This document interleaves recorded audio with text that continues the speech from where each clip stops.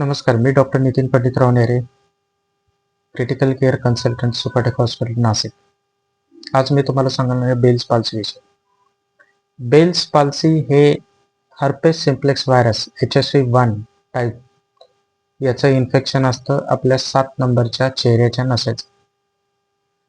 चेहऱ्याची नस म्हणजे आपण त्याला फेशियल नर्व म्हणतो.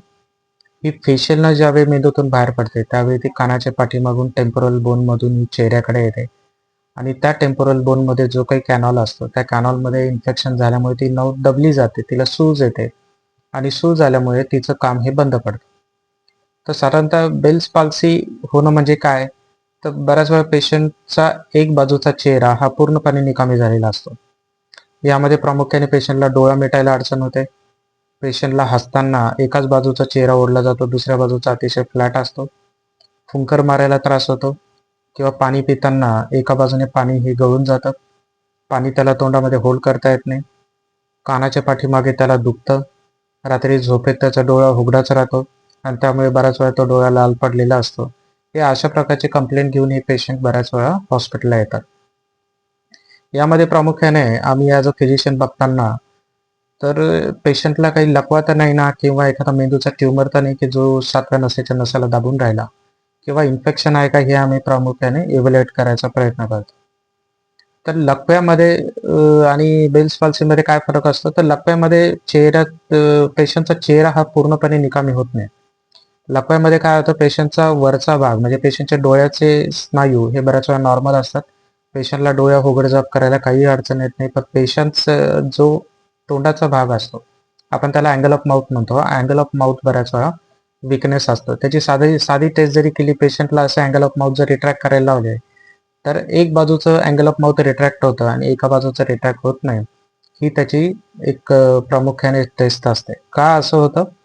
कारण आपला मेंदू जो असतो तो डावा मेंदू हा उजव्या बाजूला कंट्रोल करतो, उजवा मेंदू हा डाव्या बाजूला कंट्रोल करतो.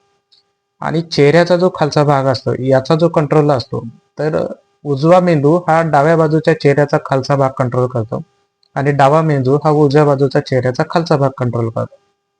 म्हणजे अपोजिट त्याचं कंट्रोल असतो. याच्या उलट असतं बेल्स पाल्सी. बेल्स पाल्सी ही पूर्णपणे एक बाजूचा चेहरा हा निकामी होतो आणि त्यामुळे पेशंटचा डोळ्यांनाही त्रास असतो, पेशंटच्या तोंडालाही त्रास असतो. तर ट्रीटमेंट काय असते? ट्रीटमेंटमध्ये बेल्स पाल्सीला आपण बऱ्याच वेळा 10 दिवसाची स्टँडर्ड ट्रीटमेंट असते. त्यामध्ये अग्रेसिव्ह स्टेरॉइड मॅनेजमेंट असते आणि अँटीव्हायरल ट्रीटमेंट असते. हे दोन्हीही वेळेत चालू केल्यानंतर बेल्स पाल्सी पूर्णपणे बरी होऊन जाते. काही पेशंटला बरं व्हायला अडचण येते आणि त्यामुळे बरं फिजिओथेरपी आपण ॲडवाईस करतो. कारण वेळेमध्ये ट्रीटमेंट चालू न केल्यामुळे जो काही टेम्पोरल बोनमध्ये ती फेशियल नर्व सुजून त्यावर जास्त दबाव आलेला असतो. तो दबाव निघायला वेळ लागतो आणि त्यामुळे बऱ्याच वेळा पेशंटला फिजिओथेरपी देऊन ती नर्व रिकव्हरी आपल्याला करावी लागते. काही पेशंटला डोळे झाकायला अडचण येते. रात्री झोपेमध्ये बऱ्याच वेळा त्यांचा एक डोळा उघडाच असतो आणि त्यामुळे डोळा लाल पडतो. डोळा कोरडा पडल्यामुळे तो लाल होतो, कंजक्टिव्हायटिस डेव्हलप होतो आणि त्यामुळे काही सुथिंग एजंट आपल्याला डोळ्यामध्ये टाकायची गरज पडते. तर अशा प्रकारे ही बेल्स पाल्सी असते. थंडीच्या दिवसांमध्ये बेल्स पाल्सी कॉमन असते. घाबरून जायचं काम नाही. बरेचसे पेशंट बेल्स पाल्सीसाठी ॲडमिट होतात. तर ॲडमिट होण्याची गरज नाही. बेल्स पाल्सीचे पेशंट हे घरी थांबून सुद्धा बरे होऊ शकतात.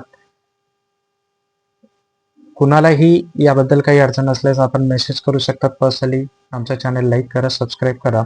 अशा प्रकारचे बरेचसे छोट्या-छोट्या तुम्हाला टिप्स मिळत राहतील. Thank you.